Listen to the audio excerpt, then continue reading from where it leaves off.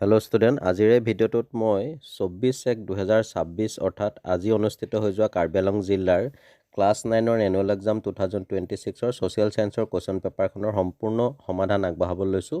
তো কাৰ্বি আংলং ডিষ্ট্ৰিক্টৰ ষ্টুডেণ্টসকলে তোমালোকৰ এনচাৰবিলাক চেক কৰি ল'বা, আৰু যিবিলাক ডিষ্ট্ৰিক্টত এতিয়াও এক্সাম ষ্টাৰ্ট হোৱা নাই তোমালোকে এই পেপাৰখন প্ৰেক্টিছ কৰিবা। এখন সুন্দৰ কুৱেশ্যন পেপাৰ হয়, সম্পূৰ্ণ ভিডিঅ'টো চাবা স্কিপ নকৰাকৈ। আৰু এই কুৱেশ্যন পেপাৰখন মোলৈ চেণ্ড কৰিছিলে কাৰ্বি আংলং ডিষ্ট্ৰিক্টৰ ডিফুৰ পৰা ক্লাছ 9ৰ ষ্টুডেণ্ট ৰাজ চেত্ৰীয়ে। তো ভিডিঅ'টোৰ আৰম্ভণিতে ৰাজলৈ মোৰ ফালৰ পৰা অশেষ ধন্যবাদ জ্ঞাপন কৰিছোঁ। আৰু তোমালোকে এনেদৰে তোমালোকৰ কুৱেশ্যন পেপাৰবোৰ পাৰিলে মোৰ হোৱাটছআপ নম্বৰত চেণ্ড কৰিবা, ক্লিয়াৰকৈ ফটো মাৰি মই যিমানখিনি পাৰোঁ ছল্ভ কৰি দিম। তো আহা তেতিয়াহ'লে আমি সময় ৱেষ্ট নকৰি কুৱেশ্যন পেপাৰখন ডিছকাছ কৰোঁ। কুৱেশ্যন পেপাৰখনৰ গ্ৰুপ এত মুঠ 45টা MCQ দিছে। তাৰে ভিতৰত 1 নম্বৰটো দিছে, কোনজন মোগল সম্ৰাটৰ পৰা ইষ্ট ইণ্ডিয়া কোম্পানীয়ে বেংগলত মুক্তভাৱে বেহা বেপাৰ কৰা অনুমতি লাভ কৰিছিল? তো তোমালোকে জানাই ইয়াত শুদ্ধ অপশ্যনটো হ'ব অপশ্যন চি, জাহাংগীৰ। তোমালোকে মোবাইলৰ ব্ৰাইটনেছটো অলপ বঢ়াই ল'বা, কুৱেশ্যন পেপাৰখনৰ ইমান ক্লিয়াৰ হোৱা নাই। তো এনিৱে 2 নম্বৰটো দিছে, কোনজন গভৰ্ণৰৰ কাৰ্যকালত ইষ্ট ইণ্ডিয়া কোম্পানী ভাৰতৰ একমাত্ৰ শক্তিৰূপে পৰিগণিত হৈছিল? ইয়াত দিয়া অপশ্যনসমূহৰ ভিতৰত শুদ্ধ অপশ্যনটো হৈছে অপশ্যন এ, ৰবাৰ্ট ক্লাইভ। 3 নম্বৰ কুৱেশ্যনটো দিছে, তলৰ কোনখন আইনে ইংলেণ্ডৰ চৰকাৰক পোনপটীয়াকৈ ভাৰত শাসন কৰাৰ ক্ষমতা দিছিল? ইয়াত উক্ত আইনখন হৈছে অপশ্যন চি, ভাৰত চৰকাৰ আইন 1858, the government of India act. Next question নম্বৰ 4ত দিছে, তলৰ কোনজন ব্ৰিটিছ বিষয়াই অসমত বংগদেশৰ আমোলা নিযুক্তিৰ বিৰোধিতা কৰিছিল? তো ইয়াত আমাৰ শুদ্ধ অপশ্যনটো হৈছে অপশ্যন চি, মেজৰ জেনকিন্স। নম্বৰ 5ত দিছে, বেদলৈ উভতি যোৱা বাণীটো প্ৰচাৰ কৰিছিল, এইটো মই কমন দিছিলোঁ। ইয়াত উক্ত বাণীটো প্ৰচাৰ কৰিছিল option B, Swami Dayanand Saraswati. Next question নম্বৰ 6ত দিছে, চাৰে জাহাঁ সে আচ্ছা গীতটো ৰচনা কৰিছিল? ইয়াত শুদ্ধ অপশ্যনটো হ'ব option B, Muhammad Iqbal. Question নম্বৰ 7ত দিছে, মোৱামৰীয়া বিদ্ৰোহ স্বৰ্গদেউ দেশৰ দিনত আৰম্ভ হৈছিল, অৰ্থাৎ মোৱামৰীয়া বিদ্ৰোহ কোনজন আহোম স্বৰ্গদেউৰ দিনত আৰম্ভ হৈছিল? ইয়াত শুদ্ধ অপশ্যনটো হৈছে অপশ্যন এ, লক্ষ্মীসিংহ। উল্লেখযোগ্য যে আহোম স্বৰ্গদেউ লক্ষ্মীসিংহৰ দিনৰ পৰা আৰম্ভ হোৱা এই বিদ্ৰোহে প্ৰায় 35 বছৰ কাল জুৰি অসমৰ ৰাজনৈতিক আৰু সামাজিক অৱকাশ আঁতৰ কৰিছিল, আৰু এই বিদ্ৰোহৰ অন্ত পৰিছিল স্বৰ্গদেউ কমলেশ্বৰ সিংহৰ দিনত। নেক্সট কুৱেশ্যন নম্বৰ 8ত দিছে, শুক্লেংফাৰ হিন্দু নাম কি আছিল? ইয়াত শুদ্ধ অপশ্যনটো হৈছে অপশ্যন বি, কমলেশ্বৰ সিংহ। কুৱেশ্যন নম্বৰ 9ত দিছে, মোৱামৰীয়া বিদ্ৰোহৰ এটা উল্লেখযোগ্য পৰিণতি হ'ল? তো ইয়াত শুদ্ধ অপশ্যনটো হৈছে অপশ্যন এ, মটক ৰাজ্যৰ সৃষ্টি। লগতে আৰু 3টা পৰিণতিৰ কথা তোমালোকৰ কিতাপত উল্লেখ আছে, হিষ্ট্ৰী পাৰ্টৰ পেজ নম্বৰ 62ত তোমালোকে চাই ল'বা। এক্সামত আহি যাব পাৰে 2 মাৰ্কৰ কুৱেশ্যন হিচাপে। কুৱেশ্যন নম্বৰ 10ত দিছে, মায়ামাৰা সত্ৰৰ সত্ৰাধিকাৰসকল ডেছ সম্প্ৰদায়ৰ আছিল? তো ইয়াত মায়ামাৰা সত্ৰৰ সত্ৰাধিকাৰ আছিল অপশ্যন বি, শূদ্ৰ সম্প্ৰদায়ৰ। নেক্সট কুৱেশ্যন নম্বৰ 11ত দিছে, নুমলী ৰাজমাও আছিল স্বৰ্গদেউ ডেছ মাতৃ? নুমলী ৰাজমাও হৈছে অপশ্যন বি, গৌৰীনাথ সিংহৰ মাতৃ।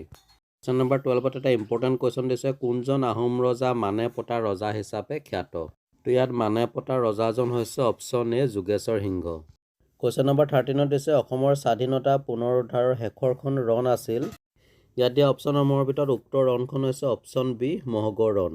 কুৱেশ্যন নম্বৰ 14ত দিছে, বদন চন্দ্ৰ বৰফুকনৰ জীয়েকৰ নাম কি আছিল? বদন চন্দ্ৰ বৰফুকনৰ জীয়েকৰ নাম হৈছে অপশ্যন ডি, পিজৌ গাভৰু। কুৱেশ্যন নম্বৰ 15ত দিছে, উজনি অসমত মাটি জৰীপৰ কাম কোনে আৰম্ভ কৰিছিল? তো ইয়াত উজনি অসমত মাটি জৰীপৰ কাম আৰম্ভ কৰিছিল option A, David Scott. Question নম্বৰ 16ত দিছে, the last Ahom king was? আহোমসকলৰ শেষ ৰজাজন আছিল option C, Purandar Singha. Question নম্বৰ 17ত দিছে, তীৰত সিং ডেছ সকলৰ দেশভক্ত আছিল? ইয়াত শুদ্ধ অপশ্যনটো হৈছে অপশ্যন এ, খাচী, অৰ্থাৎ তীৰত সিং খাচীসকলৰ দেশভক্ত আছিল। কুৱেশ্যন নম্বৰ 18ত দিছে, অসমৰ কোনজন ব্ৰিটিছ বিষয়াই অসমত বেংগলী আমোলা নিযুক্তিৰ বিৰোধিতা কৰিছিল? ইয়াত উক্ত ব্ৰিটিছ বিষয়াজন হৈছে option A, major Jenkins. Question নম্বৰ 19ত দিছে, বতাহৰ কাৰ্যই প্ৰধান ভূমিকা পালন কৰা অঞ্চলটো হৈছে? ইয়াত শুদ্ধ অপশ্যনটো হৈছে অপশ্যন চি, ডিজাৰ্ট এৰিয়াছ, অৰ্থাৎ মৰুভূমি অঞ্চল। নেক্সট কুৱেশ্যন নম্বৰ 20 দিছে, জাৰ্মান শব্দ ইনচেলবাৰ্গৰ অৰ্থ হৈছে? অপশ্যন চি, আইচলেণ্ড মাউণ্টেন, অৰ্থাৎ দ্বীপৰ দৰে পাহাৰ বা পৰ্বত। কুৱেশ্যন নম্বৰ 21, হিমবাহৰ দাঁতিয়েদি বৈ অহা গ্ৰাবক কোৱা হয়? ইয়াত শুদ্ধ অপশ্যনটো হৈছে অপশ্যন এ, পাৰ্চগ্ৰাফ। কুৱেশ্যন নম্বৰ 22 দিছে, the volume of carbon dioxide in the atmosphere is? অৰ্থাৎ বায়ুমণ্ডলত কাৰ্বন ডাই অক্সাইডৰ পৰিমাণ হৈছে অপশ্যন ডি, 0.036%। কুৱেশ্যন নম্বৰ 23, নিম্নলিখিত কোনটো গেছৰ তাপ শোষণ ক্ষমতা আছে? তো ইয়াত দিয়া গেছসমূহৰ ভিতৰত তাপ শোষণৰ ক্ষমতা আছে অপশ্যন চি, কাৰ্বন ডাই অক্সাইড গেছ। কোৱেশ্যন নম্বৰ 24 বৈদ্যুতিক বাল্ব প্ৰস্তুত কৰাত ব্যৱহৃত গেছবিধ হ'ল option A argon. Question number 25 দিছে তলৰ কোনবিধ গেছে সূৰ্যৰ অতি বেঙুনীয়া ৰশ্মি শোষণ কৰি জীৱ জগতক সম্ভাৱ্য বিপদৰ পৰা ৰক্ষা কৰি আহিছে। তো ইয়াত দিয়া গেছসমূহৰ ভিতৰত উক্ত গেছবিধ হৈছে অপশ্যন চি অজন। কোৱেশ্যন নম্বৰ 26 ভাৰতৰ উপকূল ৰেখাৰ মুঠ দৈৰ্ঘ্য হৈছে, ইয়াত শুদ্ধ অপশ্যনটো হৈছে অপশ্যন বি 6200 কিলোমিটাৰ 6200 কিলোমিটাৰ। 27 দিছে ভাৰতৰ সকলোতকৈ জনবহুল ৰাজ্যখন হ'ল, তো ইয়াত দিয়া ৰাজ্যসমূহৰ ভিতৰত ভাৰতৰ সকলোতকৈ জনবহুল ৰাজ্যখন হ'ল option B Uttar Pradesh. Number 28 দিছে the total land area of India is, ভাৰতবৰ্ষৰ সৰ্বমুঠ মাটিকালি হ'ল অপশ্যন বি।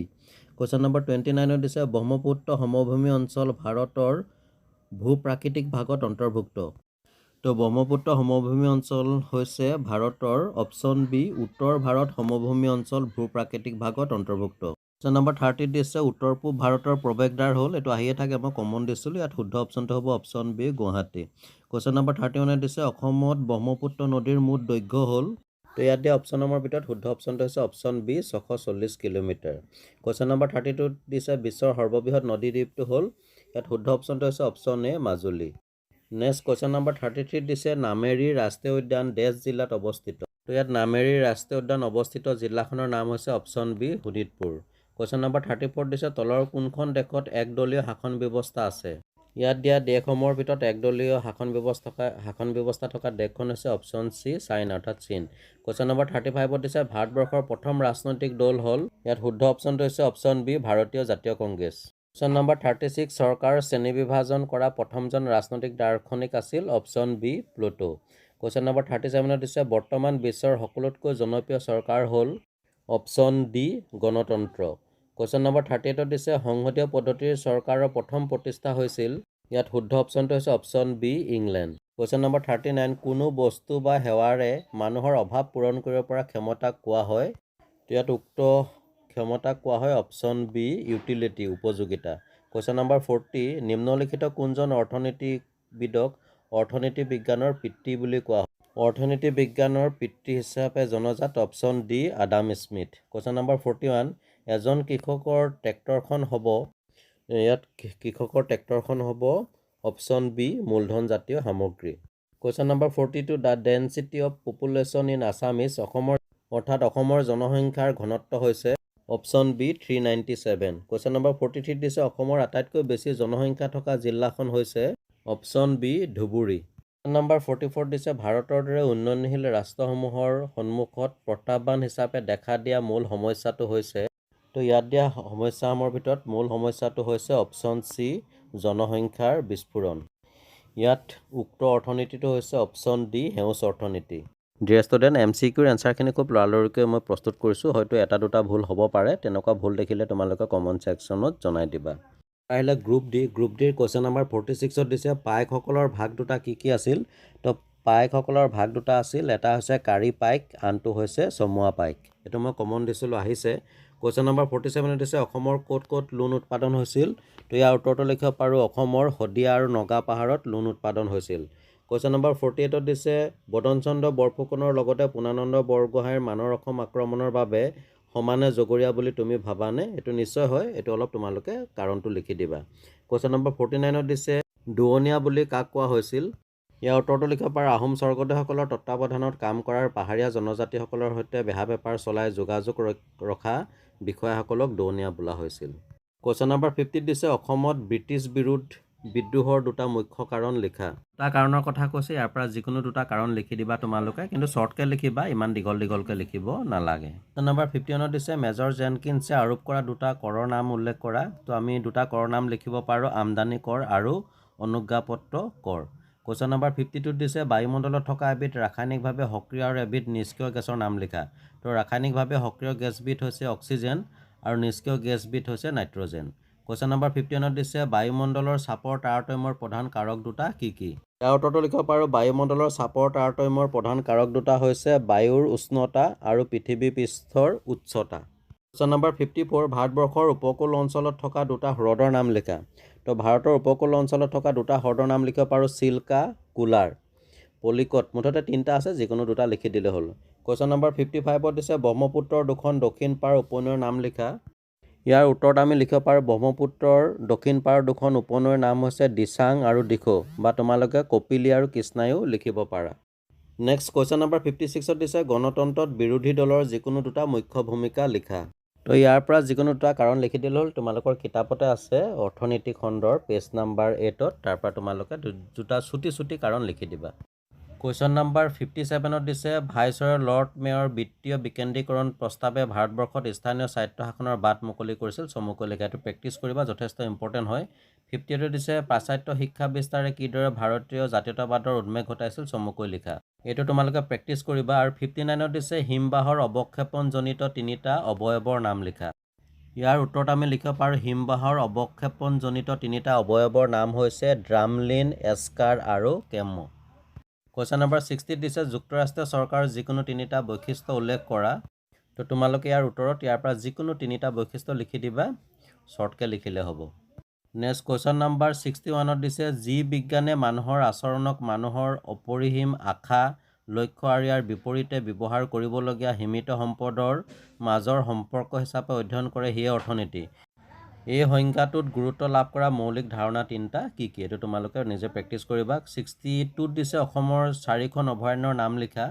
তো ইয়াৰ পৰা তোমালোকে যিকোনো 4খন অভয়াৰণ্যৰ নাম লিখি দিবা। এই তালিকাখন ভালকৈ চাবা, বিশেষকৈ অভয়াৰণ্যসমূহ কোনখন জিলাত অৱস্থিত কুৱেশ্যন আহি থাকে MCQ, আৰু ইয়াৰ ওপৰতে অসমৰ ৰাষ্ট্ৰীয় উদ্যানসমূহৰ নাম আছে, সেইখিনিও তোমালোকে ভালকৈ চাবা। Next question number 63 last question, অসমত দ্ৰুত জনসংখ্যা বৃদ্ধিৰ 4টা কাৰণ লিখা। তো অসম বা ভাৰত যিয়ে নহওক, জনসংখ্যা বৃদ্ধিৰ মূল 5টা কাৰণ ইয়াত দি দিছে। উচ্চ জন্মহাৰ, নিৰক্ষৰতা, দৰিদ্ৰতা, সামাজিক অজ্ঞতা, আৰু 5 নম্বৰটো দিছে জনসংখ্যা শিক্ষাৰ অভাৱ। তো ইয়াৰ পৰা যিকোনো 4টা কাৰণ তোমালোকে লিখি দিলে যথেষ্ট ইম্পৰ্টেণ্ট হয়। এইটো তোমালোকে এই কাৰণকেইটা মুখস্থ কৰি পেলাবা। তো ডিয়াৰ ষ্টুডেণ্ট, এয়া আছিলে আজি অৰ্থাৎ 24/1/2026 তাৰিখে কাৰ্বি আংলং জিলাত অনুষ্ঠিত হৈ যোৱা ক্লাছ 9ৰ এনুৱেল এক্সাম 2026ৰ ছ'চিয়েল ছায়েন্স কুৱেশ্যন পেপাৰখনৰ সম্পূৰ্ণ সমাধান।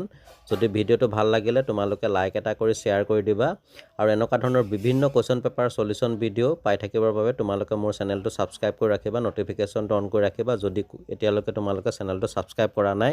ইয়াৰ পাছতে কাৰ্বি আংলং ডিষ্ট্ৰিক্টৰ অসমীয়া কুৱেশ্যন প্ৰশ্ন কাকতখনৰ সলিউশ্যন ভিডিঅ' লৈ আহি আছোঁ। তো চাই থাকিবা RB লাৰ্ণ কাম এণ্টাৰটেইনমেণ্ট। আন এটা ভিডিঅ'ত পুনৰ লগ পাম। আজিলৈ আহোঁ, ধন্যবাদ।